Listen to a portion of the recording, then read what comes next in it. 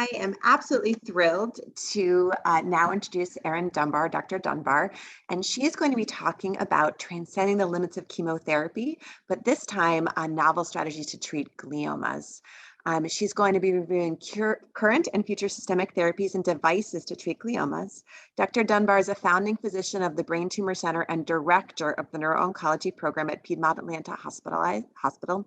She specializes in the comprehensive care of brain and spine tumor patients who are battling both primary and metastatic tumors. So welcome, Dr. Dunbar, and we can't wait to hear your talk. Hi, thank you, everyone.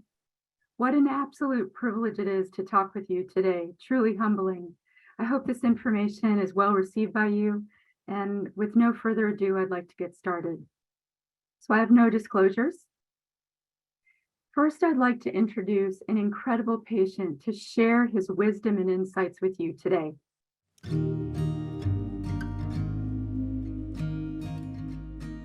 My name's Neil Farrell, and back on May 18th, I was diagnosed with a glioblastoma. So when I first got the diagnosis, it hit us as a ton of bricks. Part of the reason for that was my father, several years ago, had also been diagnosed with also a glioblastoma. And unfortunately, his situation was much different in that his treatment did not have very good results, and he passed away in about 3 months. So my experience and journey has been night and day with that of my dad. My dad was diagnosed a number of years ago, different hospital, out of state. We would wait hours and hours for a doctor to come visit. Just a horrible experience, not only for him, but for the family as well. Having Piedmont Hospital as sort of my home base for my medical care has just been incredible. I mean, truly, I feel like I kind of won the lottery by living here and having these resources. It has been so calming on myself and my family to have the resources so close by. We've not had to travel. Everyone's been so accommodating with our schedules, so it hasn't taken up our entire day. The nurse navigator, Laura, has always been there. I know that if I have a question, even if I'm a little embarrassed to ask it. I know when I first started taking some of the chemo medicine, I wasn't quite sure.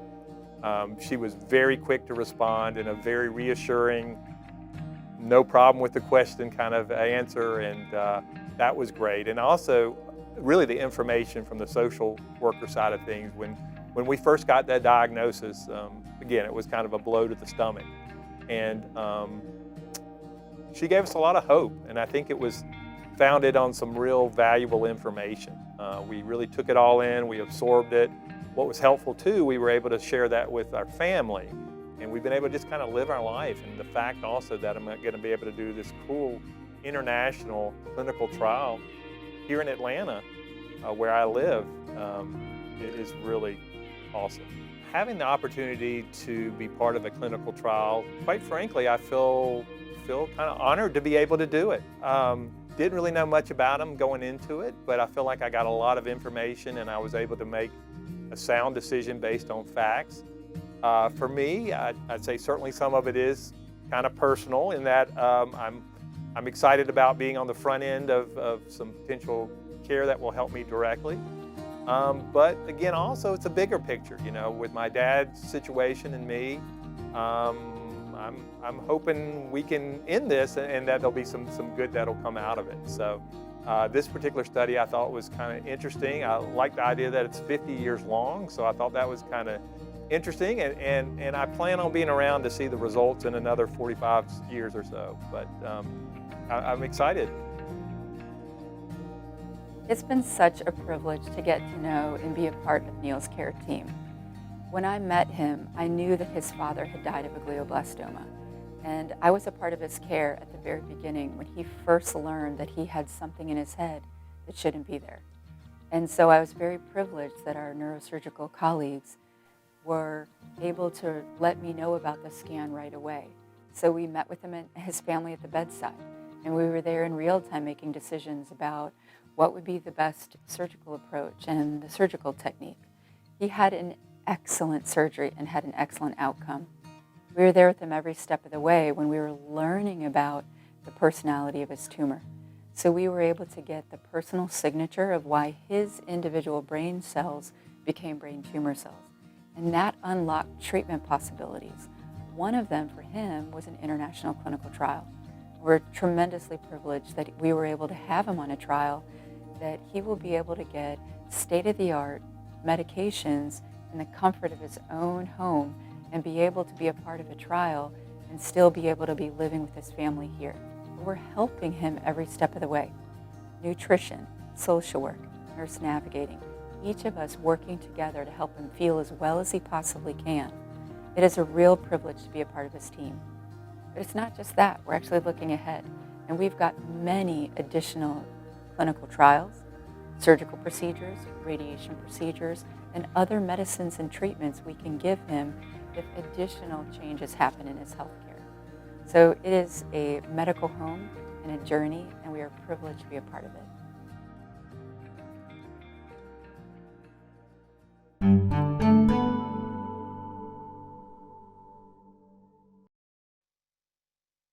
So thanks everyone for giving me the opportunity to share Neil. He is incredibly inspiring and just a tremendous inspiration every day. And really the goal of creating that patient voice was giving him a platform to be able to tell each of us how important it was for him to be a part of something that helped himself, but also something that helped the future. So our learning objectives today are going to be about looking at chemotherapies and how we can utilize them now and in the future to help gliomas. How are we overcoming things like the blood-brain barrier and treatment resistance? How are we understanding how to harness the immune system of each patient to treat their own tumors? And how can we smartly use targeted therapies or personalized treatments to help everyone live their best, longest life? So we're going to talk about these goals and break them down. We're going to go one by one. First of all, how do we transcend limits?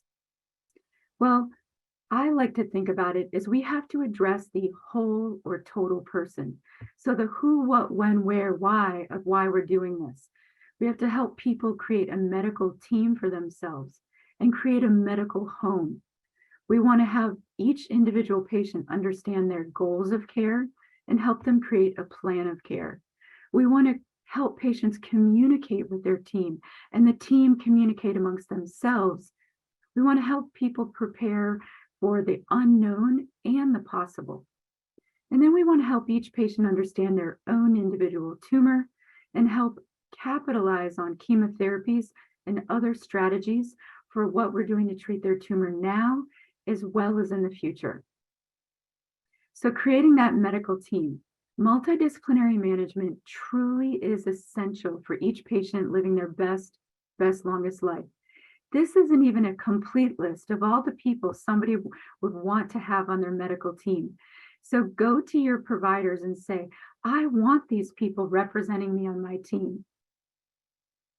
So about that medical team, a lot of people talk about getting high quality brain tumor care. Well, what is that? Well, not everybody needs the same exact team at the same time and in the same way. Some of the criteria include a dedicated program that's focused on their type of tumor, that takes a high volume of patients in their service and cares for them in a multidisciplinary way. That should include clinical trials, molecular testing, and should have a robust set of services for patients and for their support team. So ask your physician which ones are important to you for your tumor, both now and maybe later. And ask not only what's available in the physical area where you are, but ask what could be done by telehealth. Not just every visit, could it be a telephone or video visit, but also how can you capitalize on telehealth for virtual tumor boards, virtual multidisciplinary conferences. Some of these things you can do yourself and others your physician can do for you. So we want to bring the world to each patient. So more about that medical team. I can't speak enough about the American Brain Tumor Association and their dedication to helping to collect information about high volume, compassionate brain tumor teams. So get on the website and find some brain tumor centers right by you. And also see which ones of them offer virtual telehealth services. Last year, myself and Minister Aggie were very privileged to participate in this conference where we talked more about the essential parts of a medical team for each brain tumor patient.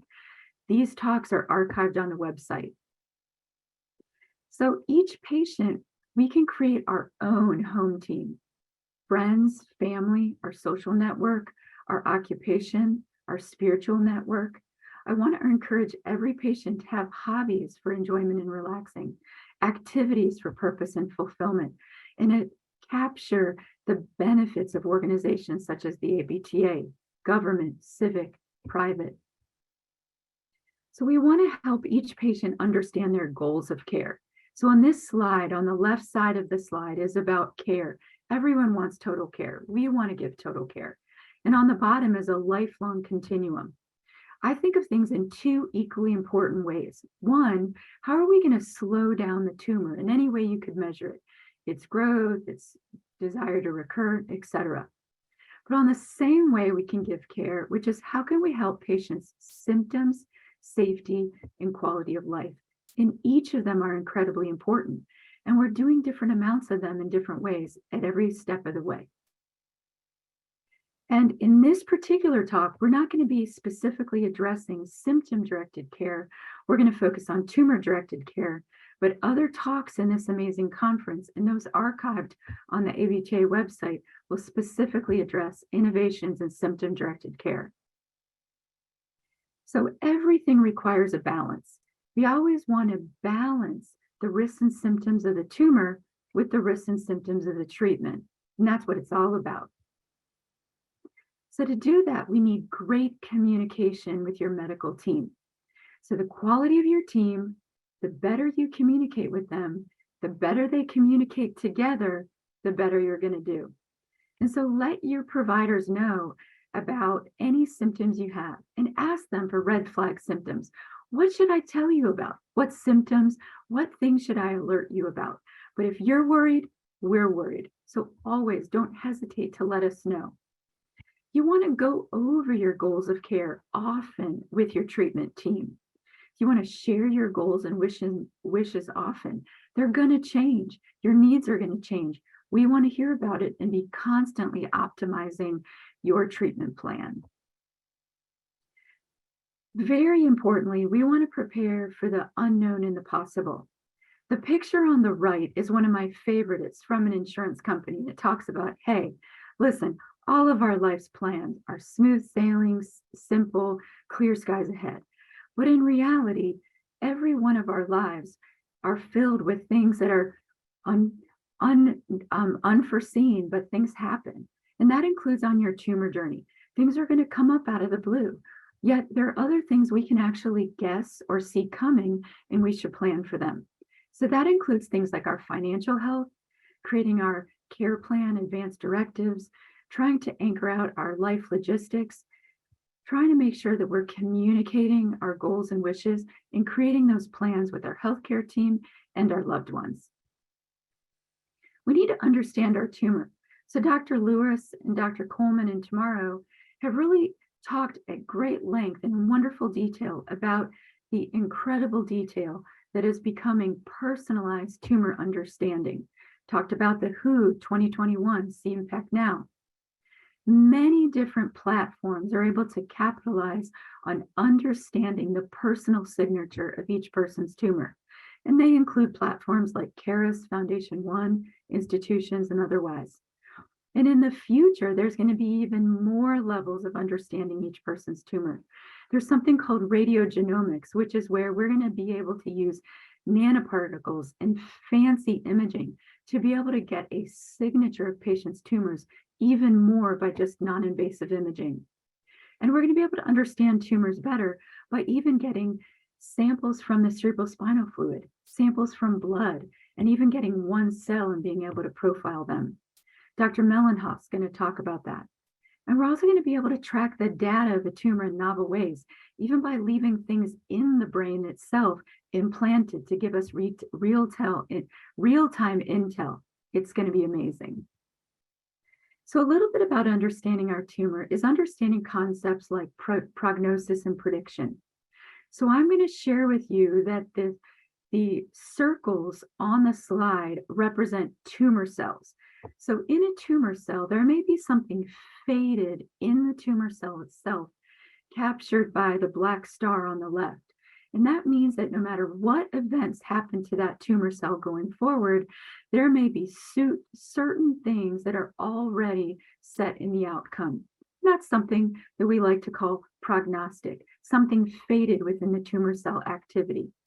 On the other hand, there are other things that are more predictive. We may have events that we do to the tumor cell that can cast the tumor to behave in one way or another, and those would be called predictive. And we want to utilize those factors to be able to help plan each patient's care, develop treatment, and even balance a patient into different arms of clinical trial. Those are important concepts to talk to your doctor about. So now let's talk about chemotherapy. What is chemotherapy? Well, there are actually 4 different modalities that we use currently to take care of patients. One would be things that are surgical on the top left. The bottom left, radiation. The top right, things like medicines or chemotherapy. And the bottom being tumor treating fields like Optune or from Novocure. Each of those are treatment strategies. Today, I'm going to focus on chemotherapy and medicines. So what is chemotherapy? It's just a medicine used to treat a tumor. They're diverse and they're increasing. And that's going to include the following slides: routes of administration, whether it's routine or a clinical trial, and various mechanisms of action. So let's start talking about them. Routes of administration. There are increasing ways we can deliver tumor medicines: intravenously, oral, sublingual, intranasally, across the skin, transdermal, rectally, and intrathecally. And that means giving medicines directly into the cerebrospinal fluid. That could be through a lumbar puncture or an Ommaya reservoir in the head. And there's also intratumoral, like Dr. Hervey Jumper described earlier, or like in the future, tomorrow, Dr. Sonnabend and Dr. Lucas are going to discuss. And they could be radiation embedded in tiles like gamma tile, medications embedded in polymers like gliadel, and a variety of delivery mechanisms, which we're going to discuss in a few slides. So let's talk about routine versus clinical trials. What is that all about? Well, routine, otherwise known as standard of care, is the highest level of evidence. That's the most data of what is beneficial and knowing about safety, risk, and tolerability. That may be the bar of FDA approval, but in the United States, as well as in other countries, that's a lot of money in politics. So we know that there are other therapies that actually show benefit that aren't necessarily approved by our own governments. So we look then to organizations like the National Comprehensive Cancer Network to help us with guidelines of what is most effective. We also look to societies and even insurance company compendiums. So what is a clinical trial? A clinical trial is a good idea that is unproven. And that's a quote by one of my long-term mentors, Skip Grossman at Hopkins. Well, clinical trials come in different forms. They can be therapeutic or treatment, but there's also ones that focus on symptoms or quality of life, or outcomes like registry data, or looking at risk factors, or they may be analyzing tissue, blood, cerebrospinal fluid, or imaging. And then they come in different phases. If you're talking about a therapeutic trial, they come in different phases. And this is important to know because no matter how exciting a trial sounds, they're actually broken up into phase 1. Is it safe? What do we know about safety? Phase 2, does it work? Does it work at all? How much? And phase 3 is comparing 2 existing therapies, traditionally one that's either FDA approved or more historically standard, with one that is new and emerging. Now we're going to talk about mechanisms of action. They can be traditional cytotoxic. I'm going to explain that in a minute. They can be anti-angiogenic, immunotherapy, target or personalized. Those are going to be talked a lot about by Drs. Coleman and Mellinghoff in the future talks. They may be blood-brain barrier disruptors and many other mechanisms. I want to encourage you to look up the other presenters at this year's conference today and tomorrow, as well as those archived on the ABTA website for fascinating talks on many of the mechanisms of action. We're going to talk about a few in the following slides. One is traditional cytotoxic. These cartoon characters are meant to just show you that there is incredible complexity with cytotoxic chemotherapy. On the left, the picture is of a cell cycle. All cells go through a rotational cycle of rest, growth, and division. And we've been able to develop medications in the medical field to be able to target each of those portions of a cell cycle to induce a tumor cell to go into a death spiral. What we know, many of us know about a medication called temozolomide, and the cartoon on the right is to describe that it intercalates into the DNA to force the DNA to go into an apoptotic death spiral to make that tumor cell die. There are other mechanisms, anti-angiogenic. What you have on the left is a picture of an endothelial cell or a blood vessel cell, the cell lining. And what this is trying to describe is you have receptors that are able to take markers called VEGF, or vascular endothelial growth factor, and it can be used to tell the blood vessel to do things like grow new blood vessels or things like that can promote tumor growth.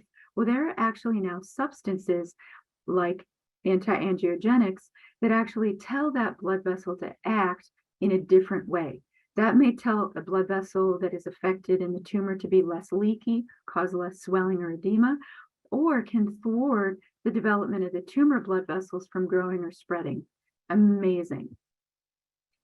Another thing that is important in our talk is to talk about, well, how do we utilize strategies to treat gliomas, both now and in the future? What are we doing? So I want to draw upon the concept about how are we treating gliomas currently? Well, Dr. Lewis and others talked about gliomas being histologically bucketed into two groups, low grade and high grade. Well, we know that is woefully incomplete and inaccurate compared to the incredible molecular genetic descriptions of individual brain tumors. And we know that low-grade gliomas are not earlier baby gliomas. They're actually distinct in their origins and evolution. Well, why is that important? Because that's how we're creating strategies to treat each individual glioma. When it comes to low-grade gliomas, I want to direct you to an incredible talk by Dr. Pudavalli tomorrow, but I'm going to focus on high-grade gliomas. So for high-grade gliomas, treatments and diagnosis have gone through an evolution. Before we talk about that evolution, I want to direct you to the pictures on the right. The top is a picture of a gross section of a sample of a brain tumor that you may see during surgery or at autopsy. You can see that that tumor looks ugly and heterogeneous. The picture in the middle is an MRI, again showing a tumor looking odd on a brain MRI. The picture at the bottom is to describe that if we were actually to sample across where you can see it looks obviously abnormal, or even further away where the brain on gross section or in an MRI looks more normal, you can actually find tumor cells far beyond where the image or the brain looks abnormal. So that really created the initial strategy for treating gliomas. We have to treat what we can see as well as what we can't see is abnormal. So some gliomas, you can cut them out and just watch. Other gliomas you watch, and one of the original adjuvant or helper therapies was radiation. And then there's radiation followed by chemotherapy. Radiation followed by chemotherapy and with chemotherapy during radiation.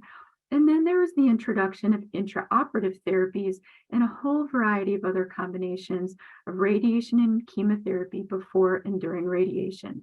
So you can see there are an incredible number of strategies.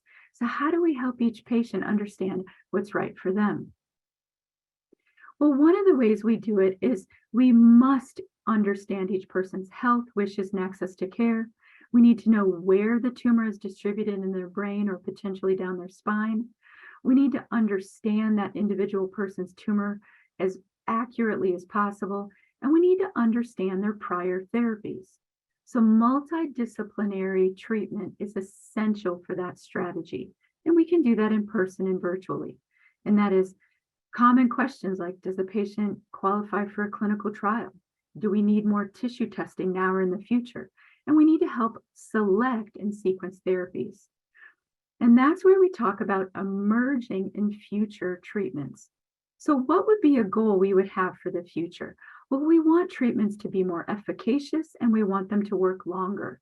We want to create more tumor kill. We want to be able to slow resistance, slow spread, and we want tumors to be lower toxic, not only to the surrounding brain, but also the whole person. We want less symptoms and higher quality of life. And of course, we want more treatments. So how do we create those strategies? Well, clinical trials are essential, and we have to know about sequencing and combinations. Many of those have been talked about by current speakers like Dr. Herbie Jumper, or by tomorrow's speakers, Dr. Sonnabeth and Lucas, when it comes to intratumoral therapies. Dr. Mellenhoff and Lucas are going to talk about personalized medicine, Dr. Coleman, targeted medicine, and I'm going to talk a little bit more about harnessing the immune system and integrative therapies. So what is personalized or precision medicine? Well, it's the concept that on the left, not everybody gets the same treatment, but instead on the right, that every person gets an individualized treatment so that everybody benefits. Well, part of that is by understanding the molecular genetics. So the cartoon on the right is just to show you that there's a myriad of targets that we can utilize medications for. Some of them have been FDA approved in gliomas or in other tumors, such as the IDH mutation, 1p19q codeletion that codifies an oligodendroglioma. But there's many others like MGMT, BRAF, NTRK, and there's many under investigation, either in gliomas or also ones that are already FDA approved in body tumors that are now being looked at for gliomas. This is an incredible, fascinating area. I also want to talk about sequencing and combination. This is just a cartoon. You can see that on the left of this, it talks about survival. We all want to improve survival in glioma care. And on the right is time. So the purple curve really shows the of cytotoxic chemotherapy.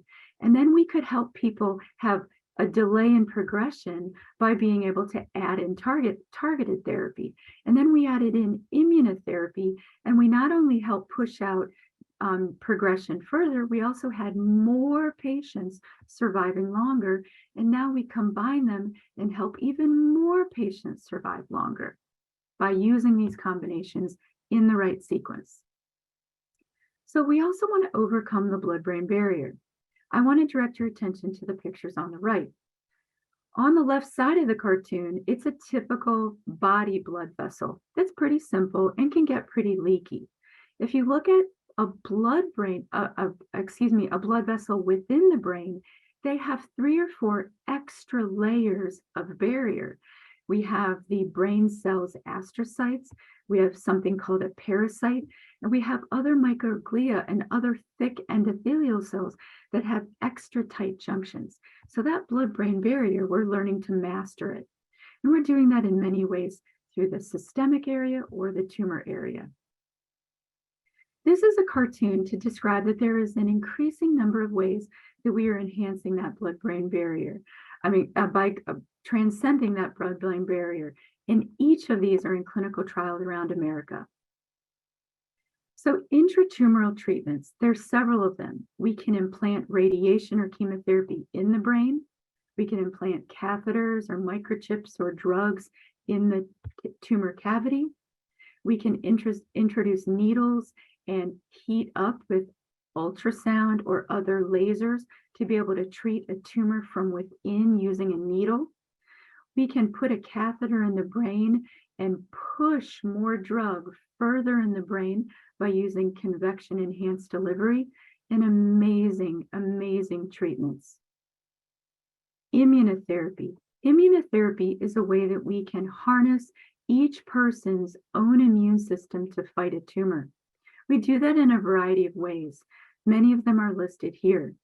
We can use the starts and stops of a tumor cell. We can create a variety of different viruses and antibodies. In concept, what we want immunotherapy to do is to recognize an offending tumor cell, to be able to harness the immune system to fight it and fight it specifically, and then know when to turn it off. So a few of those examples are here. On the left, you have what's called checkpoint inhibition.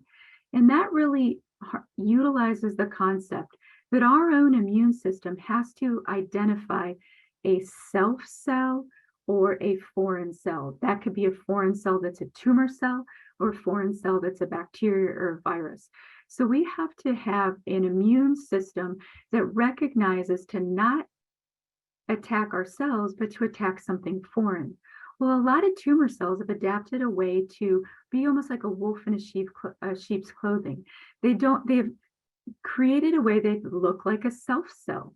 Well, what we're able to utilize is by capitalizing on creating an increased awareness that we can actually identify that tumor cell and kill it. On the right is an example of another immune strategy, and that is where we can take a person's own immune system cells, take them out into a lab, and be able to create a specifically targeted immune system cell and give it back into the patient to be even more specific to fight one's tumor cell. Fascinating. So as we get to a close, I want to describe that there's another way that we have a strategy to help to fight gliomas, and that's using a concept called integrative medicine. Well, what is that? Well, that's combining conventional therapies, things I talked about, with complementary approaches. And that is a coordinated effort with multidisciplinary care where we are taking a variety of strategies. It may be surgery, radiation, chemotherapy, along with potentially herbs and supplements, yoga, probiotics, mind-body wellness, to be able to help that patient focus on their total body wellness. I want to direct you to some of the National Institute of Health complementary and integrative websites. In addition, you can look at academic institutions around the country that have departments, divisions, and centers for integrative health. And ask your providers for guidance on where you can get more information about integrative care for glioma treatment, and ask for their collaboration. Even if your own institution is not a center for integrative health, that is one of the things you may be able to do through telehealth, and your provider can have those resources through telehealth. So in conclusion, transcending the limits of chemotherapy for gliomas is about addressing the total person, and it continues with addressing the total tumor. With that, I'd like to leave you with some references and sites that you can utilize to harness all of these as you go forward. I want each of us to feel that we've gone from being reactive to proactive, and from surviving to thriving. And with that, I'd like to say thank you very much for the privilege of talking with you today. I look forward to answering questions in just a few minutes, and I'm also happy to be contacted anytime if there's anything that I can do for you or your family in the future. Thank you very much. Thank you so much, Dr. Dunbar. We will now take questions. Just as a reminder, if you'd like to submit a question, please go to the right-hand side of the screen under the Q&A section and click Ask a Question, type and submit, and we'll answer as many questions as time allows. All right, so we have quite a few questions coming through. So one of the first questions goes back to what you were talking about earlier on in the presentation with having good communication with your medical team. What advice can you provide for patients who have a medical team that are just very difficult to communicate with, and switching might not be an option? What advice can you share for them on how they can communicate better, advocate for themselves, or get the quality care that they deserve as they're going through a brain tumor?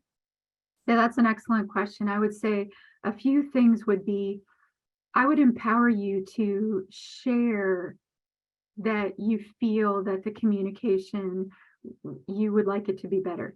Because a lot of times we are not aware that we are not serving your needs.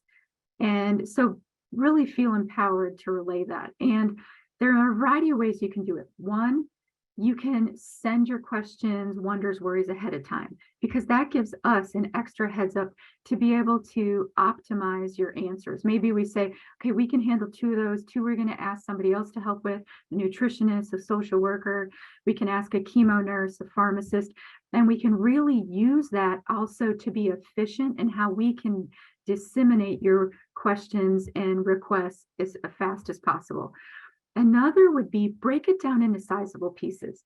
There is no way that I can take care of the large and incredibly important set of topics that a patient and family and I want to go over in one 15-minute office visit and one 45-minute visit. So say, hey, can we do rechecks every 2 weeks? Can we do a telephone visit alternating by a video visit or an in-person visit, and break things down into pieces? And then also utilize your telehealth. So utilize what you can do even when you're in your local community. Can you join any other interactive groups? And can you do telehealth visits with anybody from a further away distance? Thank you so much. I think that's some really great takeaway advice. All right, another question we have. It's going back to the patient that you interviewed, Neil. Can you share what type of tumor he had? He has a glioblastoma, and he is on a clinical trial that is starting a study drug in the maintenance phase. And he is very excited because that medication can be titrated for his tolerance, and it is utilizing his tissue profile. Fantastic. That's great to hear. Now, you shared a lot of great, exciting, novel treatments like immunotherapy, targeted therapies. How many of these treatments are now actually available for patients to start using? And where can patients find information on whether or not they would be eligible for some of the treatments that you discussed? That's an excellent question. At the time of original diagnosis, many glioma patients are coming in where they're highly symptomatic and they need urgent therapy. And that initial therapy is often incredibly codified with highest, best available care in the local setting. So if there happens to be some additional levels of therapy in one's area, that group of providers are very likely going to be very forthcoming in sharing everything that might be available in that area. And that really is an incredible time to listen to your doctors to get the best possible care for your safety. Where a lot of these increased strategies come in is after one's gotten more safer and started on their initial therapy, it's in either the adjuvant or maintenance setting of their treatment, or looking ahead to a time at which maybe the tumor starts to grow again. So that would be at a time of recurrence or progression. But those are honest questions to have and say, dear provider, I know you're going to provide me the best possible care you can now. Please let me know of anything that I can be doing to broaden my options in the immediate future. And in addition, help me know how I can get started. How can you get started? Well, definitely clinicaltrial.gov is a national clearinghouse of clinical trials.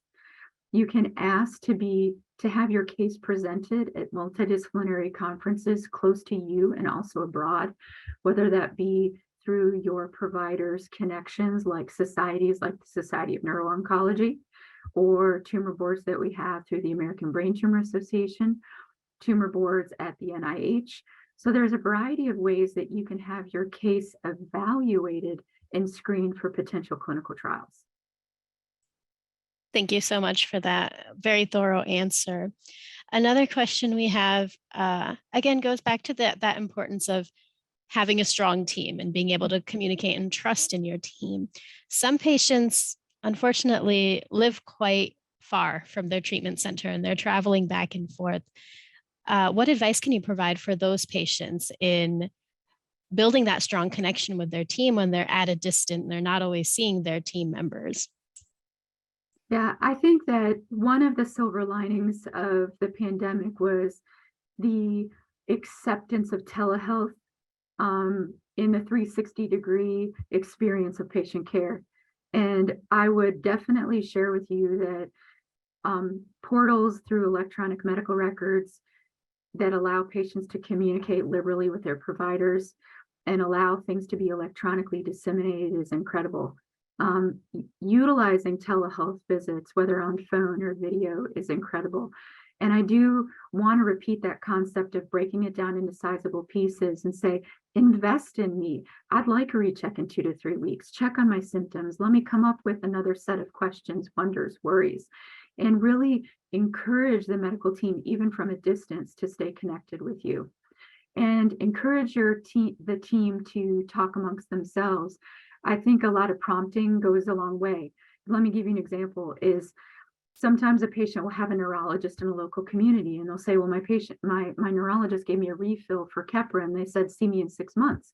And I'll say, well, that was great, but you have 4 or 5 other symptoms that neurologist could be capitalizing on and helping you with. And they'll say, well, they never asked and I never brought it up. So a lot of times it's ask and say, what's the most you can do for me? What are the symptoms? What are the parts of my healthcare that you could help me with? If I were your family member, what's the most you can do? What are the things that you would do for me if I were your sister, your brother, your dad? And a lot of times prompting that human question, that humanistic question, is the buy-in that an otherwise, compassionate but busy healthcare worker, it's just to jog them into being like, okay, all right, I'm really excited about really helping this person. And I think that really is an essential ingredient. And being, I think, fun and affable with your providers. They spend more time with you and their healthcare providers than they do their own families, and they want to enjoy you, and we hope that you enjoy us. So a lot of it is like getting that connection with them.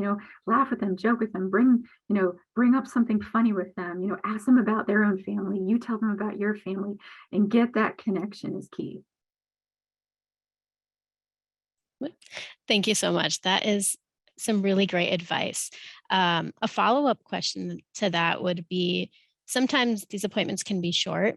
Time is limited. What advice can you provide for patients to capitalize on that time so they are getting all the information that they need? Great question. So I definitely would reiterate that you can send your questions, wonders, and worries ahead. We love that because that gets us to be able to prepare ahead and even get answers to your questions ahead of time, have already got materials ready. I would also say that ask them if you can record them. And also, because so many of us are like, sure, no problem. That's our privilege. We're happy to do that.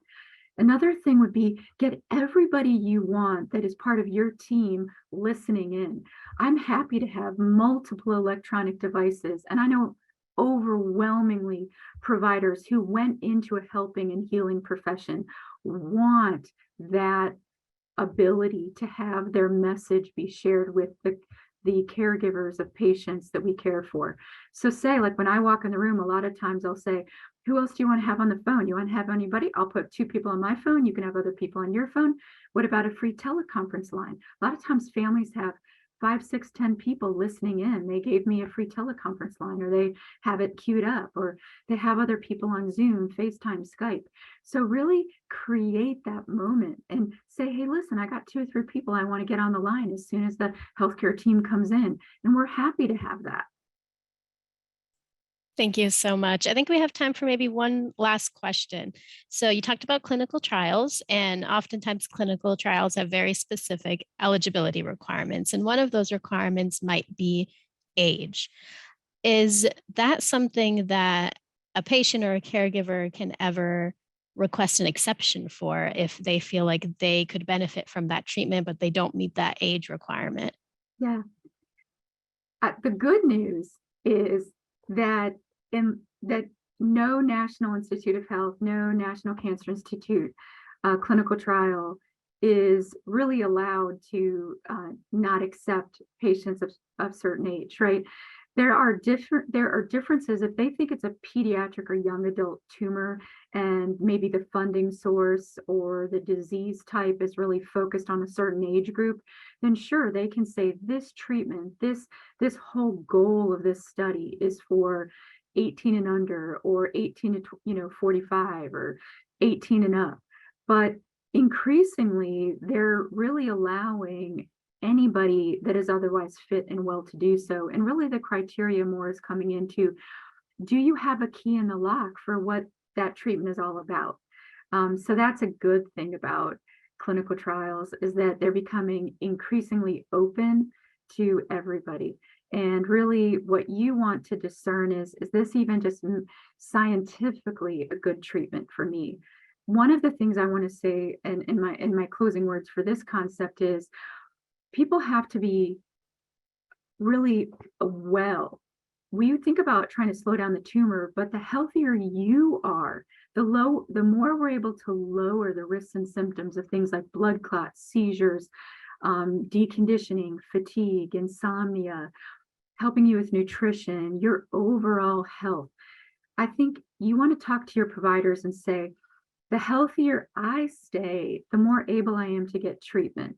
So when you're talking about what can you do to prepare for healthcare visits and what can you do to be a candidate for a clinical trial, it is talk to your doctor team proactively and say, what can I be doing to be as healthy as I can be, so that all the available treatments out there are available for me when I need them. That's such an important reminder. Thank you so much for highlighting that. Unfortunately, that is all the time that we have for questions for this session. Thank you again, Dr. Dunbar, and I'm going to go ahead and turn it back to Emily. Thank you. Thank you so much, Dr. Dunbar. That was really a wonderful session, and we appreciate you being with us today.